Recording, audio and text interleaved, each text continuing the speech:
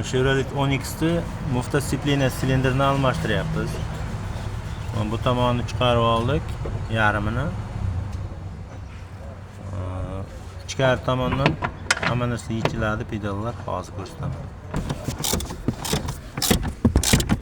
Ichkari tomonda vakuumda 4 ta boltini bo'shatish kerak, keyin splina silindri chiqib keladi bu yoqqa. Agar chiqmaydi. Stopni bo'shatyapti. Yarmini stopini chiqarib oldik.